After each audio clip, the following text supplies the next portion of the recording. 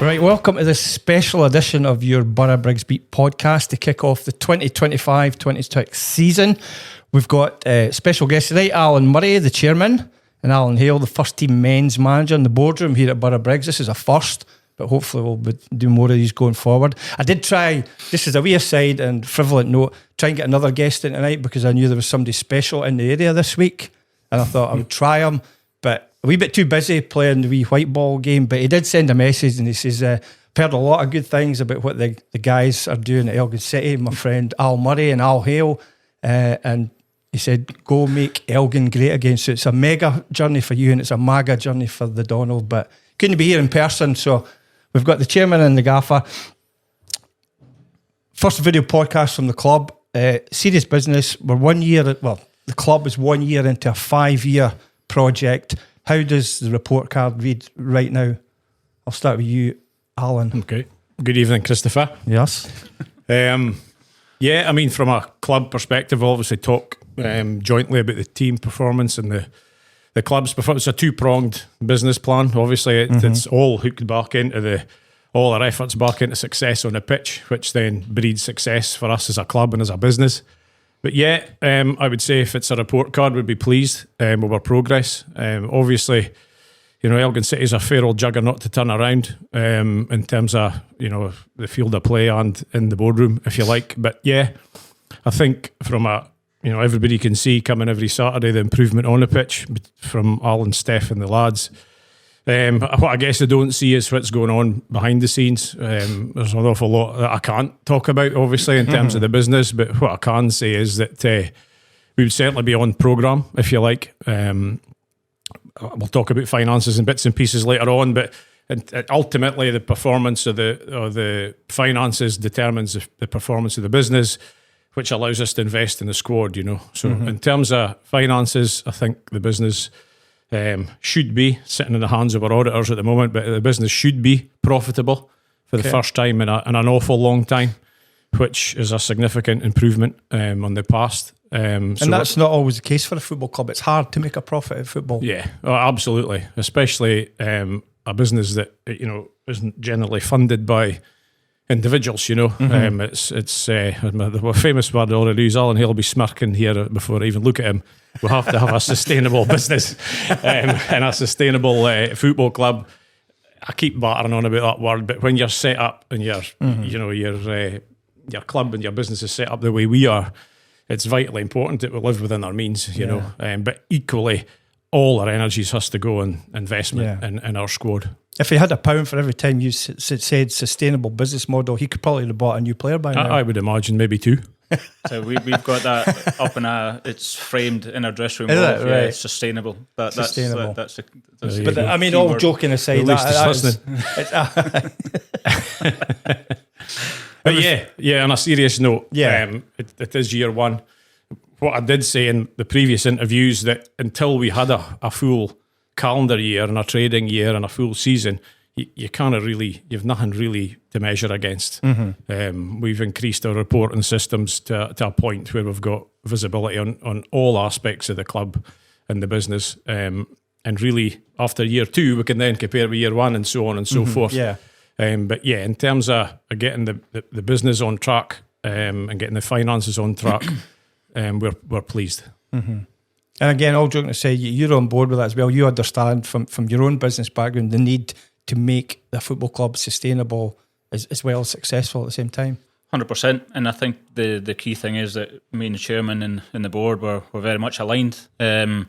I think when we sat down a year ago and we laid out this vision of a 5-year plan, I think what was key in all of that was that we don't focus on short-term gains and short-term wins. I think it's about trying to build, you know, a high-performance culture and an environment within the club that kind of stipulates from top to bottom, and it's ingrained in everyone who's connected with the football club. And I think we've done that in a short space of time, and it's not been without its challenges.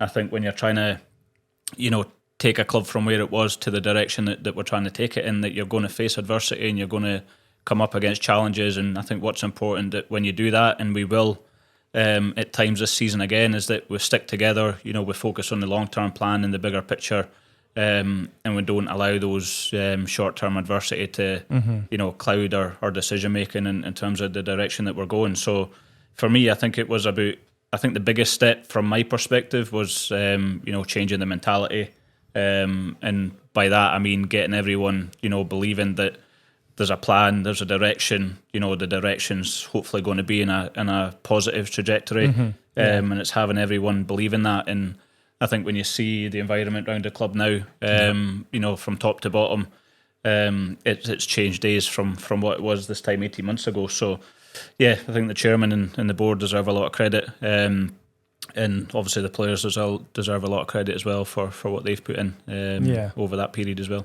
Great stuff. We'll talk about various different aspects in this, Alan. Covering the women, youth, community, commercial as well. But if we can just deal with the football side of it, last year, 4th place, playoffs. I think the initial target of year one would be maybe to break into the top 6 and then build from that. So in that respect, in a business sense, did that raise the bar higher from the start, from a commercial point of view? From a business sense, probably not. For sure, our gates at Elgin City are always impressive. Are generally the best gates in our league, and a percentage of the gates in League One as well. So we're hugely indebted to our supporters all the time. But we can, every week in our programme notes, both myself and the Gaffer talk about that, and it's a true thing. It's not just to be blowing smoke up people. It's a true thing. But we go all these grounds across the country. We are the best supported team in our league, and that's huge credit to the local people and our supporters. We're hugely indebted to that. In terms of what you've asked me about the league placing, obviously Alan will have his opinion on that, but as you said, we are completely aligned. What's really important for us to understand is, I should just interject to something that Alan said before I answer your question. Give me another 30 seconds to think about a decent answer. That as a club and as a board and officials of the football club, we have to stop watching the game as fans. We are fans. We're all supporters of Elgin City Football Club. But we don't get emotional if we lose games. We will lose games. We've a long-term plan and a long-term vision for the football club and for the football team.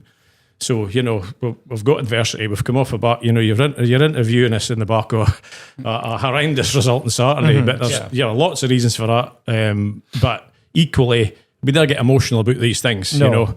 We stick to a plan. We've got a focus. We talk about it we talk daily, but we analyse every game on a Monday, generally speaking. So we don't get emotional about results. So that's the supporters' job, to get get high when you win and get really pissed off if you lose. Yeah, exactly. But equally we feel that, but we watch it and we stick to plan, and that's hugely important. To answer your question about league position, we over exceeded our expectations last year. No question about that. Don't get me wrong. We got to the end of the summer with a wee chat and we thought, we've got a decent squad here.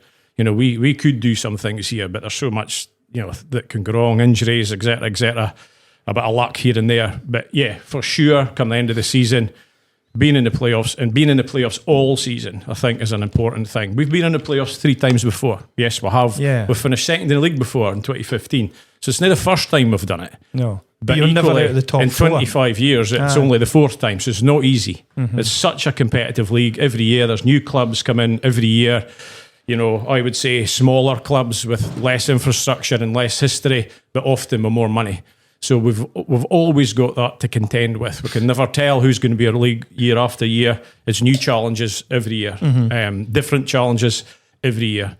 So for us to be in the top 4 all year, to get the 4th round of Scottish Cup, to have the unbeaten run, we broke an awful lot of club records last year, and we have to be extremely proud of that.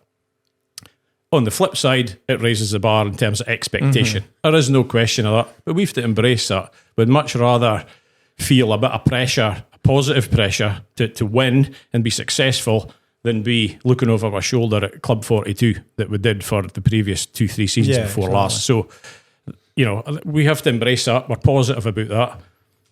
In terms of targets, the playoffs would be a success for us again.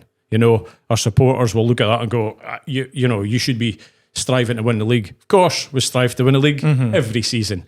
But in reality, and to be realistic, You know, I think, and we think that as a board and aligned with Allan here, that a top 4 place is a successful season. Obviously, with the aim to be promoted.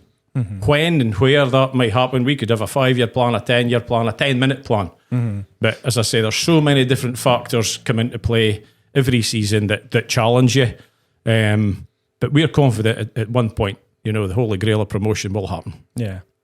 And for you, Allan, as the manager of this group of players, how high did they set that bar last season in your estimation? Yeah, they set really high, and as the chairman rightly points out, it then, you know, raises expectation heading into this year. But that's not something that we hide from. It's something that we have to embrace. And again, you know, we felt early in our tenure here the opposite pressure, the pressure of having to keep such a historic club in the SPFL. You know, the pressure that was on everyone's shoulders at that stage, not just the players and the staff, but the board. At that stage, you know, you've got people here that are full time, so you know the consequence of losing that Club 42 position would have catastrophic consequences on these people, and that was a pressure that, you know, no one wants on their shoulders. So the pressure of then, you know, the belief came within the football club again, and that is just over a year ago. People, you know, if people got to bear that in mind, that is just little over a year ago that you saved the club from being in that bottom place. Yeah, I think if you sat down with me and the chairman at the start of last season and said, look, you're going to bear in mind we came on the back of another disappointing League Cup campaign, and someone actually, one of the statisticians at the football club actually told me today that Elgin have only ever won 5 games out of the whole League Cup. So ever since that League Cups came into existence, Elgin's only ever won 5 games. So I think it shows for part-time clubs like ourselves how challenging and how difficult it can be, especially at this early stage of pre-season, how challenging the games can be. Yes, we still wanted to be competitive within them, but I think it shows that there's levels to this game, and the full-time clubs with the resource and, you know, the contact time that they're on the pitch. I think you can see that the sharpness and the quality of player is a lot higher. And look, we've learned some valuable lessons that we'll take away from that. And I think that's important, is that you're, you know, when you come in the back of disappointing results, that, you know, you've got to be objective and you look, right, well, where can we analyse this game? Where can we take the learnings from? And how can we then, you know, talk to the group and work on things where we're actually setting ourselves up to be better for it? And I think that's a good thing, is that there's been so much out of possession that we can take away from these games, and that will only stand us in good stead. But never once have these games waned my confidence that I've got in that group of players in that dressing room. You know, I think we've got a fantastic group. I'm not going to sit here and make excuses, because I'll always own everything. I always think I'm pretty honest, and I try and judge things fairly, the way that I see it from my own eyes. So I won't hide behind anything, but there's definitely been consequences that have played its part as to why we've maybe not been as competitive as we wanted to be in these groups. But it's about making sure that we learn from that, learn from it quickly, which we will, and we're looking forward to what's going to be another roller coaster of a season, but one where we back ourselves, one where we trust ourselves, and one where we think, we know based on last season that on our day we're just as good as any other team in the league. And for us, you know, the pleasing thing for me as a manager is that the belief that the players have shown through the course of last season, through the Scottish Cup run, through the unbeaten run at the start of the season, through coming back from dealing with that adversity, losing the 6 games and finishing the season really strongly, where heading into the playoffs we were the form team in the league, and we actually, out with a 25-minute spell, we performed really well in those 2 playoff games. So we've got to take confidence from that, and as I said, you know, we're early in the season, there's a long season ahead, and, you know, I still trust this group that we'll have a good season in us. And as the chairman says, the challenge this year is that we've got no real local away games. Everyone is, you know, large travelling distances. So, you know, we've got to still make sure our home form will be as good as it has been in the period that I've been here, and it's improving on that away form as well. And if we do those things, we'll be where we need to be come the end of the season. Excellent, good stuff. But we'll touch on the squad. This time last year, you maybe not just completed the summer signings, but ended up with 10. And at that time, people said, "Where's Elgin get all the money?" We've put that to bed, that it's a sustainable model that Elgin's got. It's only been 5 this summer. Is that a reflection of you just needed to tweak what was already a very good squad, and 1 or 2 movements out with the likes of Dej and Jake moving on to different things, some of the lone boys leaving, so there wasn't as many whole-scale changes needed to be made this summer? Exactly that. And I think it's, for me, I speak to the chairman about this all the time, is like, he talks about having a sustainable business, but you also need a sustainable team, and I think success is built on having a core group of players there that is the foundation of how you want to build the team moving forward. I think we've got that. We've got a good blend of experience. I think we've tried to add more experience in the summer. Certainly through the Spioneer team, which is how we recruited Miko, and he was one of our main targets that thankfully we managed to get over the line. Connell's came in, who we know showcased himself really well when he's here before. He's obviously not played a lot of minutes in the last year, so it's about getting him up to speed the same way that is with the likes of Kane, the likes of Josh as well, who's came in. So all the signings, they've been brought in with a sense that we know that they fit the environment, the culture, but also the playing style that we've embedded here. And for us, there was no need to have radical changes. We had a great season last year. As the chairman says, we broke so many records at the club. So for us, it was keeping that foundation of a squad intact was really important. And I think we've done that. And the signings are just to complement what we have and give us the depth that we need heading into what's going to be a long season. Yeah. And for you, Chairman, a quieter summer in terms of signing players, so you'd be welcome that as well, because it was a busy summer last season. I have done nothing. I've been in the beach all summer. Yeah. It's been far from quiet, I can assure you. Yeah, just because you didn't sign 10 players or only sign 5. Yeah. The identification of targets, is multiple and in comparison to what you actually get over the line, So no, but I guess to touch on what Allan said about keeping a settled squad, I think the club needs stability on and off the pitch. So as much as Alan's talking about, getting that stability of a squad and getting familiarity in a dressing room and that whole off the pitch, build of camaraderie, etc. is important. That's what I needed as well, for the club and for the boardroom and for the office staff and everything. I think if you get a bit of stability and you get, people understand their roles and where, what success means to this football club, then, that's a huge positive, and that's been a big focus of what I and the board have tried to build over this last 18 months. That's something that people maybe didn't see, but just various key appointments across the business as well as the squad has been important. Alan's added a wee bit to his coaching staff. We've added a bit to our staff that we'll maybe touch on later on in terms of the office and the administration and the operations of the club.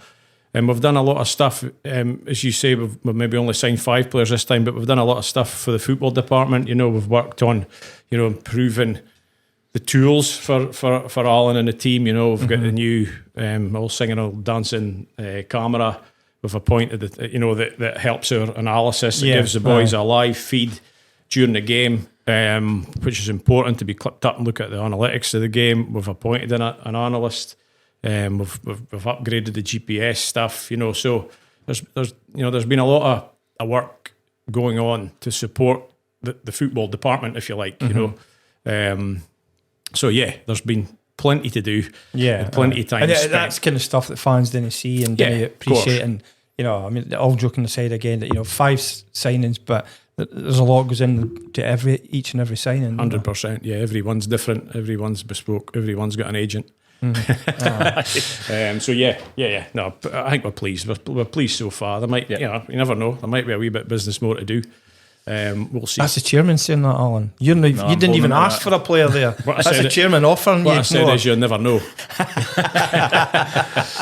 No, I think we're comfortable, and look, we've got a budget, and the chairman's been unbelievably supportive since he's came into the club. Not just him, the rest of the board as well. But we are really tight and really close, and he's my go-to, and we talk about a lot of things, many times through the week, and probably talk to each other more than we talk to our families, which is just the nature of trying to push our football club forward. And, it's something that we embrace, but I think the great thing from my point of view is that the chairman can see what we're how we can enhance things that's making the whole environment and the infrastructure within our department and the football operation as professional as we can be in a part-time environment. And I think what people don't see is that when you're trying to break down a game, last season, just how long it takes just to give analysis on your own performance, with the various softwares that you had to have. And so this year, the club have made a significant investment in, putting a new camera system in place that allows us to give real-time feedback to the players. We're able to clip things up during games, and all of that provides a visual learning element to the players, which means that what we're trying to put into the players can be understood a lot quicker than it would be doing it in a tactics board, for example. Again, with the GPSs, I think everyone can see, how many injuries that we had at one stage last year. From October to February, there was one point with 13 players missing. From a period of time. Unfortunately, that's not really eased heading into this season. But what the new GPS vests do is it allows you to again see things in real time. It gives a bit more analytics in terms of how you can see what players are being overloaded and how you can tailor their load and these sort of things. So I think all of these things are really important for us, where we can use that information to take it to the medical department and get real-time feedback on certain players, and especially when you've got like Sir Brian Cameron, Ross Draper, boys that are mid-30s that need to protect their bodies a little bit more. And it's about it's trying to predict injuries before they happen, and make sure that we're putting strategies in place that prevents that as much as we can. We don't want to have another season. Not only is it damaging to what we're trying to do on the pitch, it also means that the club are not getting value for the asset because they're out for the long term. And if you've got 13 players out, they still need to be paid, and then you're paying for medical treatment on top of that. So it's all these additional expenses. So obviously we're appreciative of that, because sometimes people can look at these things and think, oh, it's not a necessity to have. It's a want, but it is a necessity. And I'm glad the chairman and the board have bought into that. And without their support, we can't do these things. So yeah, absolutely. I think it's another sign of the whole club working together.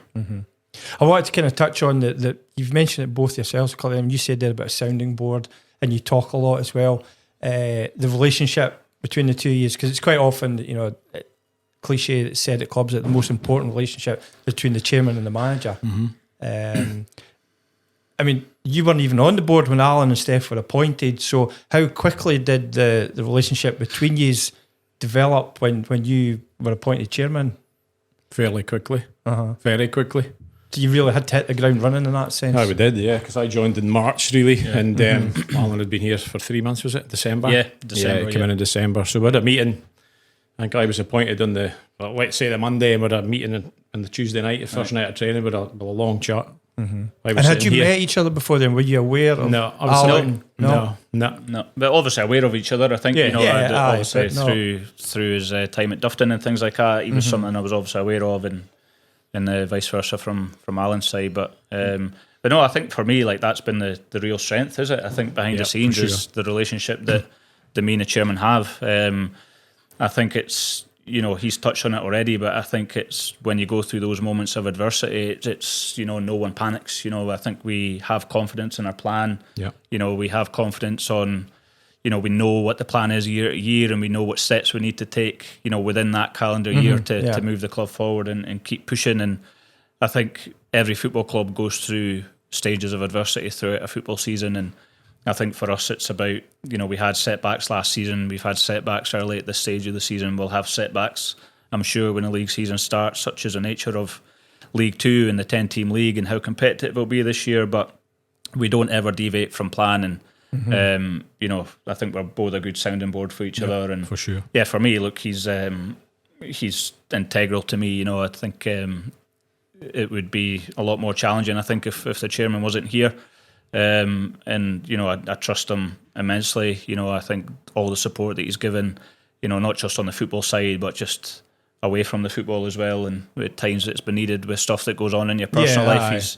He's always there anytime I need it, and he'll tell you that his phone rings about 40 times a day with Allan Hale flashing up on it, and he answers it 38 times. So, that's so I think that's a good sign.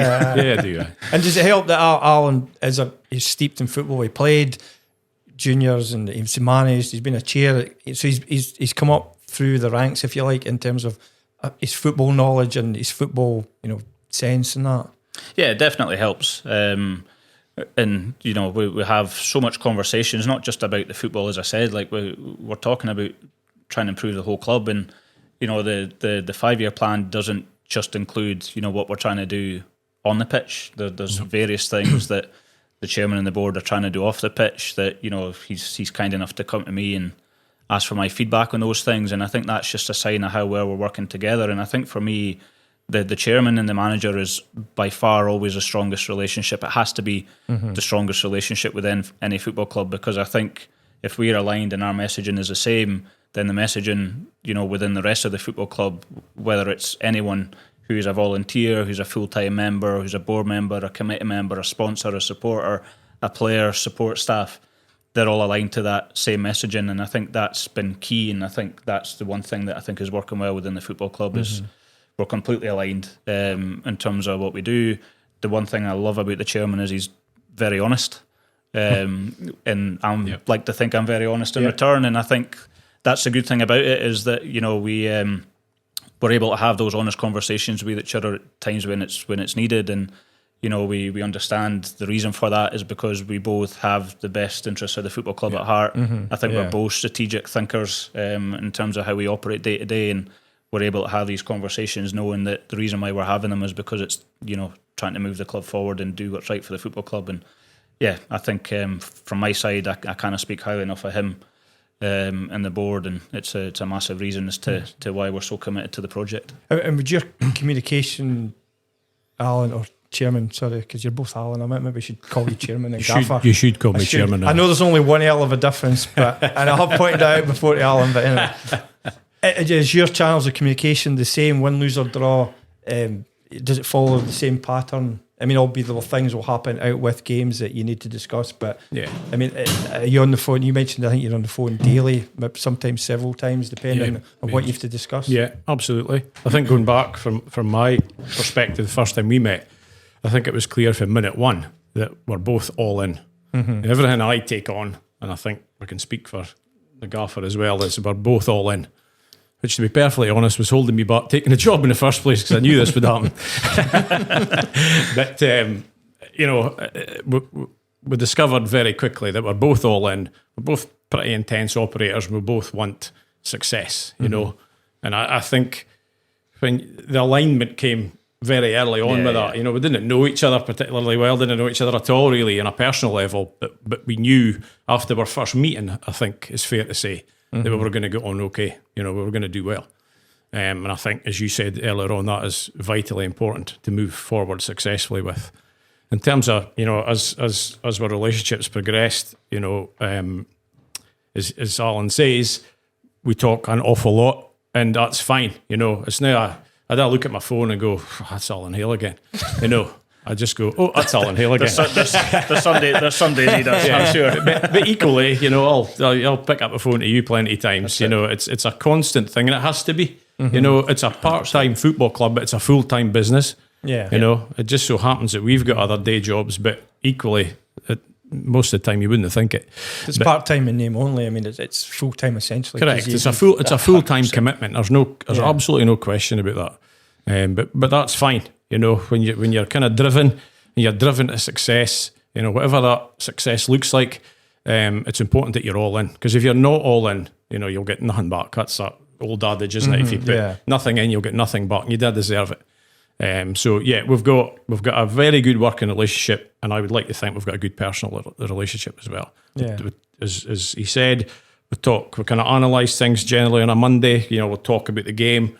We tend to have a Sunday off if it's real urgent. If we're talking about signing, it's a Sunday where you both can try and detox from football and just cleanse yourself and invest in family and whatever. And also, football's emotional. So if you come off the back of a hard day, a hard defeat, you just need that little bit of time. A wee bit of time to yourself to reflect how you feel about the whole thing, and then just need another day, and probably then have a discussion together to say, hey, look, it's okay, but we'll move on, we'll analyse it, we'll move on to the next one, so that's really important. But it's just, Alan and Steph and the team have done a fantastic job.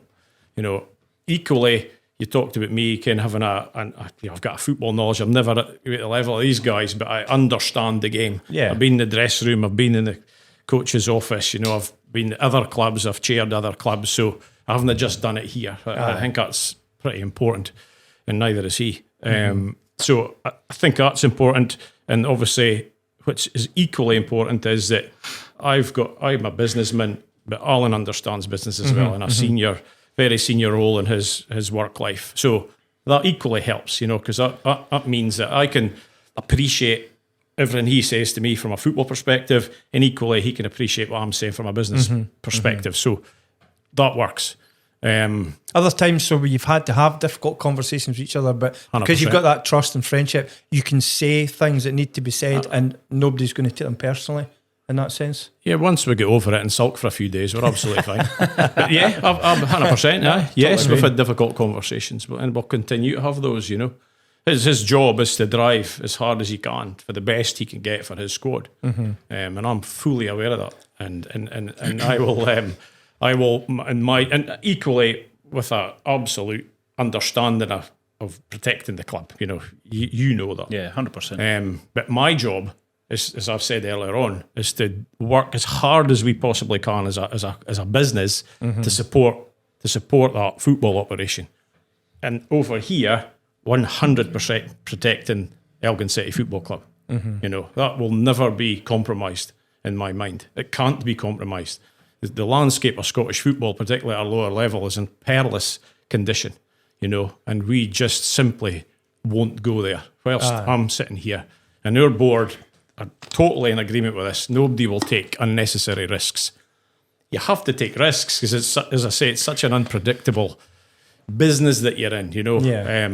However, the protection of the club is paramount. It will be here a long time after me and the Gaffer will be here. So but yes, to go back to it, our relationship is strong. It's positive and it's aligned. And you find at different points, one or the other will pick the other one up, or if someone is more in need of a boost, that you've developed that kind of. Because the pressures at your end, different pressures at managers' end as well, where someone will be having just like normal life, having a bad day or whatever, depending on what's happened. Yeah. Someone just needs a wee pick me up. Yeah, I think ultimately, if things are maybe not going to plan, or things are a wee bit negative feeling at a time, this guy's in the limelight every day. He's got to talk to press every week, pre and post match. And then the next guy in line is me. So, yeah, I think it's important that the two of us are supportive of one another. And yeah, I guess we do pick each other up, and we do kind of, often me speaking to you on a Monday, but... Yeah. I think it's a both way thing, is it? I think Totally. like the chairman hit a nail on the head is like, I understand, the business and the strategic side of it, and understanding that it's not about, every income that's generated through the football club, not every single penny of that can go back, as much as I would love it to, because it would certainly make my job a lot easier in terms of the budget side of things, and attracting better players that can obviously enhance the growth a lot quicker. But there's a business side to this as well, and it's about again, the chairman mentioned that you look at the amount of clubs that are in risk of going in administration or have been in administration in the last couple of years. The chairman and the board will never allow that to happen. And the good thing is I work on budgets every day. So we talk about the budget, fairly regularly. We know where that is to the penny. It's well controlled. And look, we share these things. And I think that's the key thing, is like everyone within the football club, trusts each other immensely. And, when you're moving something forward, there's going to be, disappointments, frustrations, stress, adversity, challenges, all of these things. But, the thing that I take comfort from is that we're able to candidly talk about these things in an open fashion, and there's no judgment. It's about, discussing it, analysing what's best at that moment in time, and making sure that everything we do is, with the best interests of the football club, and that's always how it'll be as long as we're here. I think it's safe to say. Okay, we're here tonight primarily talking about the first team, men. Yeah. But you touched on the business. To you, Allan, is much more than that. It's the women, it's the community, it's hospitality, commercial. It's every aspect. And are you happy with the way everything is developing on that front? I mean, the women particularly, they're up a level. They've brought some success and raised the profile of the club in general. Yep. the community. You've got one of the youngest community coordinators in probably Scottish football. Youth under the tutelage of Darren Main, and then you've got Martin Johnson, general manager, who's driving the kind of commercial side of things as well. So I mean, there's a lot of balls to juggle, but so far you've managed to keep all your balls in the air. That's a decent analogy. So yes, obviously it's wide reaching. The headline for Elgin City is always the first team. No question about that. That's why Elgin City is what it is today. But yeah, there's lots of facets to the business, and obviously from my football department, if you like, it extends from the first team, the men's team, to the women's team, to the youth academy, to the community, which is all a vital cog for us. You touched on the women's team, and the season they had was unbelievable, to be perfectly honest. To go unbeaten in the league, get the semi-final League Cup, get through there in the playoff was outstanding. Mo and his staff deserve a huge amount of credit for that. Nobody expected Elgin City to get through that playoff ultimate or get to that point. Now, new challenges, better level, a lot of travelling as well. A lot of travelling. I don't know if you've seen the fixture list, so it's. I think Big G and Chris, obviously Chris Foot, I have to say, he does a fantastic job supporting the whole women's team operation. Works extremely hard on that, to make it sustainable as well. And that there's new challenges there. There's lots more travel costs. There's a lot of additional costs going to be apportioned to the women's team. So that's going to have to be addressed as well. Which is happening. Got full confidence in Chris and his team for that. But the success they've had in the pitch for us is rewarding, because the women's game has had a huge lift here. We've got Murray Girls obviously operating here. There's been a loose pathway. There's not been an official one. Whether that changes in the future, we'll see. But there's been a loose pathway, and there's been quite a few, young women come through Murray Girls and feature for Elgin. So it's great to have those ladies in Elgin's team as role models, for the younger girls, equally as the men's first team has for the young lads in the academy. So that's a big success story for us, no question. The youth academy, we were really proud a few weeks back to have the first 4 academy graduates getting pro deals. That's a really big deal for us, and that again shows that we have a plan for the youth academy. It's hard. You can't be competitive in League 2 or in SPFL by filling your squad of youngsters, but by drip feeding them in and getting the elite guys for the academy, that boys can now see that there's a pathway. There's a future here, and we're pleased to see Daniel and Sam going out. I mean, it was all in their planning that they would come in, get their pro deals, but equally, there's no point in them sitting and getting 5 minutes or as an unused sub in the first. It's good experience going to these grounds and being in the dressing rooms, but ultimately need to be playing. So to go to the Highland League, and I see Daniel get 90 minutes there on Saturday and Sam come on as a second half sub, that'll be invaluable for their futures. So we're really pleased with that. The cars stuff has a challenge for us. The kind of been a few tweaks and changes to cars. We were up a level in the cars system. It's challenging, a lot of travelling again, and the cars stuff changed the dates of games and stuff. So there's a lot of challenges for us there, but I'm sure, as I say, we'll overcome that. Darren's done an excellent job. Darren ultimately is well supported, but Gaffer's got a lot of time he spends talking to Darren and the youth academy and the coaches. So we that's the lifeblood, isn't it, of your football club ultimately. You can bring in players a couple of years here and there and away they go, but the longevity of your club surely has to have a focus on your youth. And if you get your local youth out of that, then all the better. Community stuff, Dom, you're right, probably is the youngest community coordinator, community manager in the country. He's a great lad. We talked to Dom, interviewed Dom last September, and he was 18 going on 38. He's so knowledgeable, isn't he? He's got, his mind is full of information and good football stats. Again, Martin's good with Dom. The two of them work well together. Martin's at the other end of the scale, 40 years experience in the game, you know, in various, as a referee and a delegate and a operations guy, manager for lots and lots of different clubs.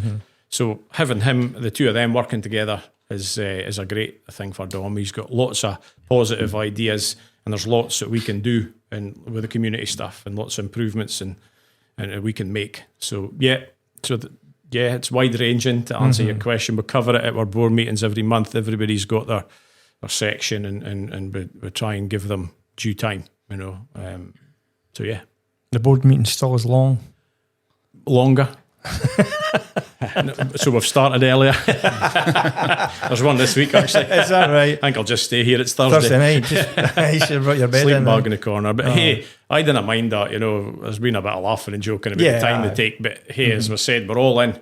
So if you're all in, you give it its time. You know, we meet once a month. We talk all the time, and we talk to Gaffer all the time. But equally talk to the board of directors all the time as well. So it's not like we're coming to shake each other's hands once a month and say, well, what have you been up to? We talk all the time. So we've all got our roles. That's just the formal part of your relationship as directors. I mean, Alan's got his team of coaches and his team of players. I have to have my team and our team. Again, we work excellently well together, and we have to be equally aligned. You know, it's okay, me and the Gaffer talking about and being aligned, but equally the rest of us and the senior managers and the directors of the club have to be aligned as well. And we're trying to, I'm looking to try and forge this positive, you know, forward thinking football club and business, so that we're all kind of behind it. And as I say, we take the emotion out of it. When you win and you lose, you get emotional. Of course you do, like anybody else, but you know, we have to be sticking to that plan. And whilst we do that, we've a chance of being successful. Yeah. For you, Alan, the young boys getting their pro contracts are almost as significant as, you know, your summer signings or your senior pros, for those boys to get that progression, that development. Yeah, and I think it sets a message for everyone that's within the youth academy. So whether you're just starting out at the very early age group, or you're on that fringes are trying to break through at the 19s cast team, like that, you know, the boys earn those contracts. You know, they're not just given as a media stunt or anything. It's you know, they're given because we think they're 4 players that have huge potential that can break through. You know, for me, I always cast my mind back to when I was a lot younger, less grey hair, thinner. And coming I don't think you've got much grey hair. I haven't detected many grey hairs. I get my haircut every 3 weeks. Cutting a colour. You've got plenty of grey hairs, Chairman. Absolutely. A black permanent joint here.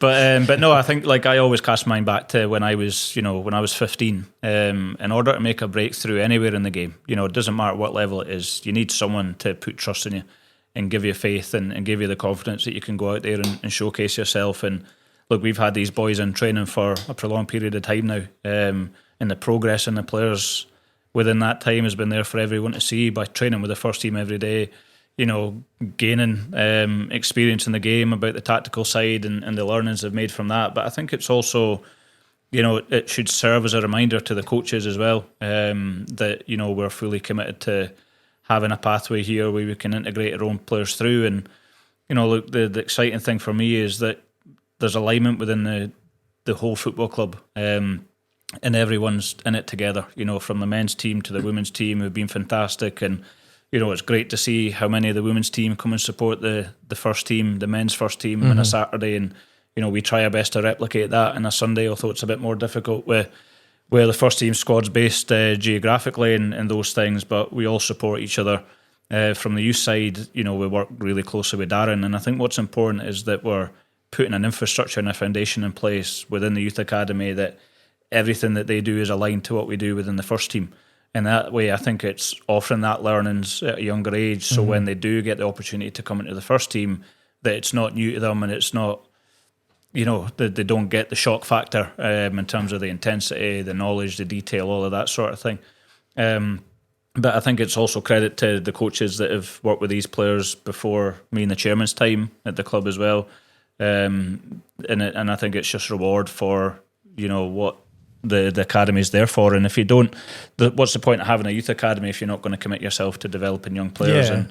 Look, I think Liam, you know, came on against Aberdeen in the Scottish Cup, and I think he's one of the youngest ever players to play for Elgin, I believe. And Daniel's had first team minutes. Sam got minutes. You got Noah. You've had Cole. So there's a core there that if they keep developing, then they've got really bright futures. And it's our job as coaches to nurture these players, to give them the guidance, give them the support, and the information that's going to help them achieve that. And for the rest of the youth academy, there's lots of things going on behind the scenes that's going to align ourselves to what we're doing at the first team. And obviously you have to adapt that to the age group and make sure it's relevant to what they're doing, because not everyone's 11 aside in these things.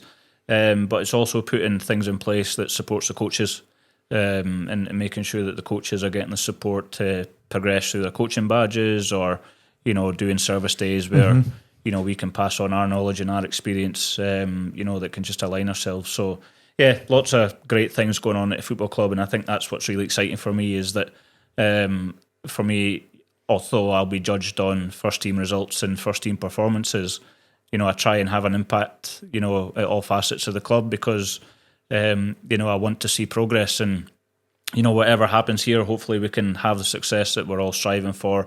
And I think that's the thing, is that there's so much work goes in that people don't see, and it's all encompassing. It's but we do it because we love it, and that we've bought into, and the chairman's word is we're all in to the vision, and trying to move that forward. And the key thing to that is everyone else connected to the club is exactly the same, and that brings a really positive environment that we've got here now. And I don't think there's there's any ceiling to what the club can achieve on and off the pitch, and it's exciting to see how it's going to unfold in the years ahead. Aye. This season, League Two, you mentioned already that the playoffs is what you're aiming for. How competitive is League Two going to be? I'll start with you in the playing sense, Alan.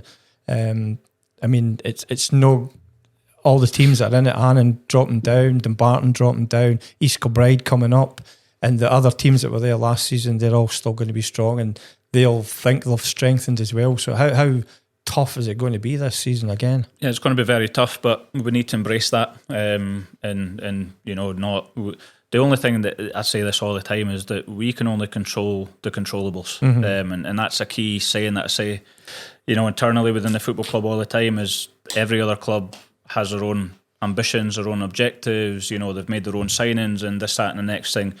It's not our job to focus on what's happening at any other football club. It's going to be a competitive league. I think, as last season shown, I think there's very little to separate teams from first position to 10th position. And it's those small margins. And for us, we need to focus on our performance first and foremost. We need to focus on making sure that we continue to improve the culture and environment that we've got here. We keep feeding the players with that belief and that mindset, and making sure that the mentality is strong, and the players are bought into that vision. And we have to control what we can control, which is everything that we do here within the football club. And if we get the training right, we get the analysis right, and we get the performances right, then the results will start taking care of themselves from there. We believe, as I said already, that we're as good as any other team in the league. We know that the margins are small, and they're fine margins, but I think that demonstrated many times across the whole of last season, whether we had a win or a defeat. It's usually defined by small margins, and for us, we need to make sure that every marginal gain that we can take, that we'll try and do, and that's my responsibility to do that. So look, we embrace what the league's going to be. You've got two teams that have dropped down from League One, in Dumbarton and Annan, so that brings different challenges, because they've got players that have had that year or two experience at playing at a higher level, which means that they'll have improved a lot out of that. You've got East Kilbride that have came up from the Lowland League, and I think all the hype is around them at the moment, with what they're doing and their lofty ambitions. So that means that the competitive landscape and the nature of that is it's going to be more competitive, but we back ourselves. We think we've got a good team. We trust the work that we're putting in here, and I really look forward to the season ahead, and we'll navigate the challenges that we'll face throughout it, and we'll stick together and keep believing in what we're doing. Yeah. I mean, you showed over the two games against Annan, with the exception of a 20-25 minute spell at home, that you more than matched them and could quite conceivably have progressed to the final against East Fife.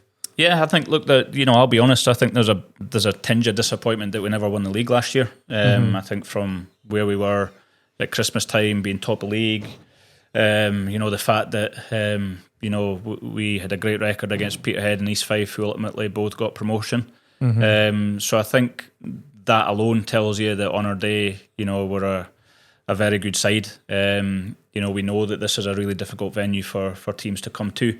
We need to make sure that's the case again this year. What we need to do is get the new signings up to speed as quickly as possible in terms of the way that we play, because it is intense. It's hard work. We, as you know yourself, by watching training regularly, the sessions are fast, they're frantic, they're intense, and there's a lot of demand that goes into the group. But everything that we're doing is geared towards a certain objective. And we're looking forward. We trust, as I said, I trust the players immensely. And I trust the work that we're all putting in here, and I'm really looking forward to the season ahead. Yeah, and yourself as chairman, Alan, you excited at the season ahead, looking forward to it, but it is going to be very, very competitive. Absolutely, yeah. Just to echo what Gaffer said, yeah, it's always competitive, and as I said earlier on, it's new challenges, new teams every year. There's 2 teams come down, which is maybe doesn't happen every year. That both teams get relegated. Yeah. And both teams early go up, but it's logistically it's harder, our local derby of Peterhead, which is 70 miles away, is gone, and we've replaced it with Annan, which is not a local derby. So, just commercially, with gates and stuff, know that away gates play a massive part in League 2 football, but, our biggest attendances last season with the Aberdeen game aside was the Peterhead games. So, again, it's just a new challenge, commercially for us, to drive our commercial business forward, and think about other things to plug those holes. Just to echo it, it's more a football question, I guess, that one for the Gaffer. But yeah, from our perspective, we embrace it. We take it head on once again. A new set of teams, as Alan said, everybody strengthens. Everybody has to strengthen. Anybody that finishes in the position that we were finishing in for 2-3 seasons have to get their act together, because that, as I say, that Club 42 position is a scary thought for any club with a significant infrastructure. Yeah. But underpinning it all, there is a seriousness. But you do all the jobs with a smile on your face and laughter as well, which is crucial, isn't it? Because you can't be serious all the time. If you don't enjoy coming to your work and you don't enjoy being around the people that are here on a daily basis, then what's the point? I think what people forget sometimes is like the sacrifices that you have to make to do the job that we do. The time that you spend away from family. I mean, I've got a 6-year-old and a 2-year-old, 2 daughters, that I miss so many things. I miss shows, I miss parties, I miss this, that and the next thing. And that's a decision that I make because, I want to have an impact, and, I commit myself to my career, and I've made a lot of financial investment to gain the knowledge and the experience that I've gained through the coaching badges.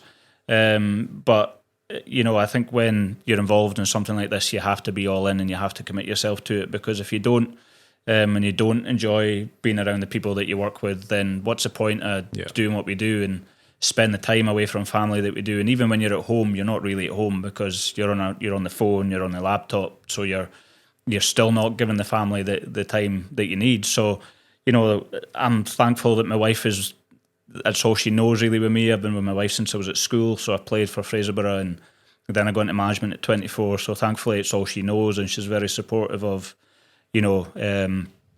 this career and what we're trying to achieve within Elgin, and they're all in as much as we're all in. But what's so important to me, and I know the chairman will echo this, is that we have to have an environment here where everyone gets on, despite the results. And we're all supporters of the club, even though I'm not from Elgin and I've not been brought up from Elgin. Like, when you come involved and, you're responsible for the person that gets results and not, like, you take it home more than anyone else, because it's you that's responsible for those results. And it's a very lonely job, I think, at times, being a football manager, because, and I think that's why the relationship's so good, because the chairman's so good at picking you up, and again, when you lose, it's not just you that suffers, the family suffers, because, you're so down and you're so low, and you overthink everything, and sometimes you're not very nice to be around, and but I think that shows that you care. But for me, I think the culture and the environment and everyone focusing on that common goal and that objective, but everyone being aligned to what we're doing, and we have to laugh together, or we have to smile together, or we have to share those low moments together as well, because I think when you go through that moments of adversity, I think that's when you can come through at the better side, when everyone's still aligned. And yeah, I think that's the strength of this football club, is it's a brilliant football club to be connected with. For me, I think I can only speak for myself, but I can see the potential of this club, and that's what drives you every day to come in here and give it your all and put the hours in that you put in, because you can see the potential, and someone's going to get it right here at some point, and we desperately want that to be us, and that's what we're all working hard to achieve. So we won't make any lofty ambitions, but we're working very hard, and it's to achieve that golden aim of promotion at some point within the long term. If we can achieve it before then great. But yeah, everyone is aligned, and you can see it yourself when you walk down the corridor. Everyone's happy, and there's a positive spirit, and I think that's credit to what we've built up over the last 14 to 16 months. Yeah. And for you as chairman, I've seen you connect with everyone at all levels of the club. Yeah, it's important. But do it on a human level, because that's important as well. 100%. It doesn't matter. Just to touch on what the Gaffer said, in terms of doing it with a smile on your face, for me and my board of directors are all volunteers. So we're doing it for the good of our health. So when one of the first things I said to all the directors when we met was, if I can't do this with a smile on my face, I won't be doing it. Mm-hmm. It's intense, it's important, and we're committed. We've got a big supporter base. So there's a responsibility, and you feel that, and you should feel that, or you want to strive to get better. But to touch on what the Gaffer said, I have to give credit to my wife Sarah and my son Daniel, because they are my biggest supporters. I've got a business as well to run. Yeah. So my time is limited. It's the same as the Gaffer said. I live and work in Elgin, but equally, you're there, but you're not there sometimes. And the support that I get for them is second to none. And just what the Gaffer said, if we didn't have that support, then this becomes really difficult. Because you're here, and you have to. You keep driving on, and you have to spend the time here, and you've got to do the business. But if you're doing that and you haven't got the backing at home, it makes it difficult, And I have to say that the support I get for Sarah and Dan is immense. So fair play to you both for that. You deserve a medal. But talking back to talking about the smile on your face, you're talking to everybody at the club, every single person at the club's important. I've got a glorious title as chairman, and that's an accolade that I'm very proud to have. But it doesn't matter if it's the young lads volunteering in match day duties, the bar runners up the stair. Mm-hmm. Everybody's a vital cog in the wheel, or it doesn't happen. It doesn't work. We'll soon see if it's no working and we're not all getting on right, that balls you said I'm floating about in the sky all the time will start to drop. No question about it. So everybody, absolutely. Who am I to be sitting on my pedestal in my chair in the boardroom and not be on a human level? I'm just the same. You're sitting in a very fancy chair tonight, though. Well, I had to request it, though. You give me one. It's throne like. I had to. The crown would hide my ball spot. But so as you said, you'll see me speaking to everybody on a match day that I can, and a bit of fun with press guys and the young guys, and my big G. I talked about G. I mean, G's a great character. Everybody knows G in Elgin, and he's a great support mechanism to the Gaffer, and I talk to G a lot as well. He supports the women's team, the academy. He does a great job, and those kind of guys are the salt earth for football clubs like Elgin City. This doesn't happen without them. No. So again, I should praise my directors. They, a lot of the time, again, I'm here talking, the Gaffer's here talking, but they kind of in the background doing a lot. Stephen, Isla, Kenny, Chris, Cecil, everybody knows Cease. I mean, if I didn't get on with life at home, great, but to support this, if it's not happening in the boardroom, as I say, Martin's came along in office. I've known Martin for an awful long time, Bayside Loons. Other side of the territory, though, I'm a Dufton Loon, he's a Rothes boy, so again, we kind of keep our distance. But equally, I've known him for 30 years. We're both at Dufton together when I was still playing. He was the chairman at that time, and So we go back an awful long way. So that's important for me, to have somebody I know and trust running the day-to-day operations who's here every day. That's really important. So yeah, it sounds like a bit of a loving. It's not all easy. It's not all sweetness and light, but the support for everybody is vital. Great stuff. So the underlying mission is to, as we started off, as the Donald would say, make Elgin great again. And that's what you're all striving to do. Because Elgin's has a great history, great past in the Highland League.